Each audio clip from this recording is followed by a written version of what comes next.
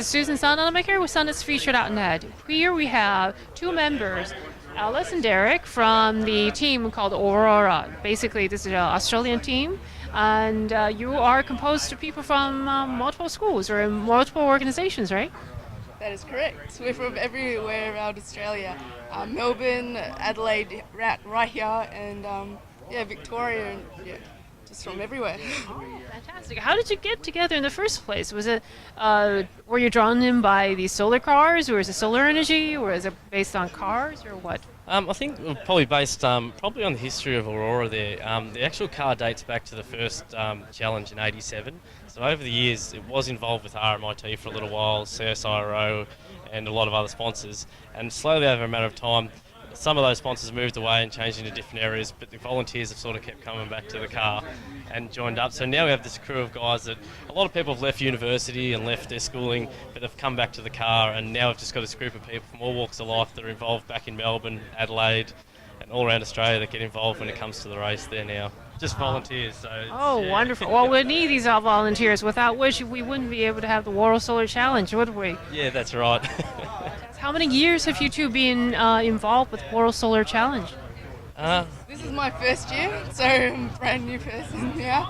And you? I think I've done about 6 World Solar Challenges there now with Aurora there. So you're the veterans here. Yeah, I know, that doesn't sound good. Oh, very good. Well, no, this is how experience are being passed down. Yeah, true. So, what have you learned the most from this experience with World Solar Challenge?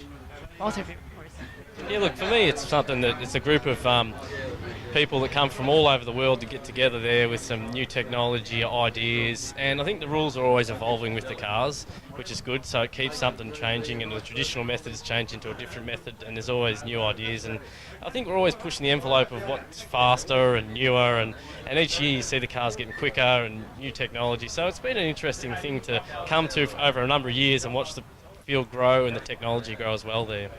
What about for a newcomer? What have you learned, or what did you feel something you'd like to share with others?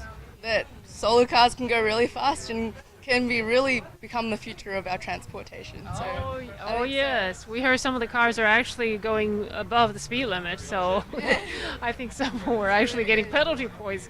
But what about your car? What kind of range? How fast was it going most of the time? We were mostly going about 88 to 90, but we pushed to about 105 at one point, so it's going pretty fast. So. Definitely. We can't use solar cars anywhere. Itself on the track there, I think the top speed had up to around 155 or close to 160 kilometres an hour about 3 years ago in qualifying at Hidden Valley there. So it has a quite high top speed if we set it up properly too. Oh, yes, it sure can. Yeah. Wow, I bet you, did you expect this? Well, I know that the car is very good, so I knew it was going to do something really well. So, yeah. Well, how many people are on your teams? On our team this year, we've got there's a lot back in Melbourne that's based around, but we had 7 or 8 on our team, and I think they've all done a pretty good job. If you look at some of the other teams of 20 plus people there, it's been an interesting challenge for us. With only 7 people, everyone's had to take in hand of every different little job. So we're all multitasking and done a very good job. We actually run flawlessly all the way from Darwin to Adelaide without a problem.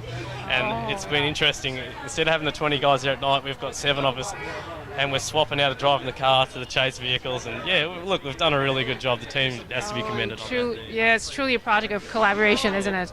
Oh, fantastic. And well, last but not least, I'd like to get you guys to share just anything that you would like to tell people who might be interested in becoming involved with World Solar Challenge, or maybe starting their own team in their community.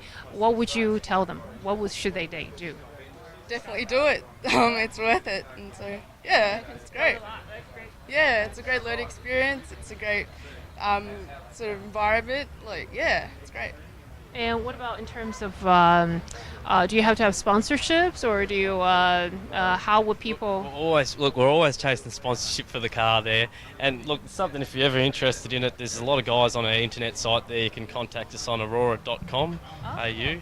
And look, there's always guys there happy to answer any questions there, so you'll be able to contact someone through there if you're interested, and if you'd love to sponsor us, I'm sure we don't be open to ideas. Oh, okay. And of course, a lot of other teams from other areas or other parts of the country may also learn by contacting Aurora. Can you tell us basically the HRL address again? It's, as far as I know, it's aurora.com.au. That's off the top of my head there, but we've actually helped a few teams get started, and we're quite happy to work with teams, and we've got a fair bit of equipment there we share around, and how we've done things onto other teams, because we've sort of been a base that we've helped other teams get started, and we're always willing to do that because it's great to see more Australian teams out there competing against the overseas teams. So. Ah, wonderful. Well, thank you very much, Derek and Alice, both of you. It's wonderful to hear from both sides, the beginning and someone who has a lot of experience with the team. So signing off, this is Susan Sun Nunamaker with sunisthefuture.net.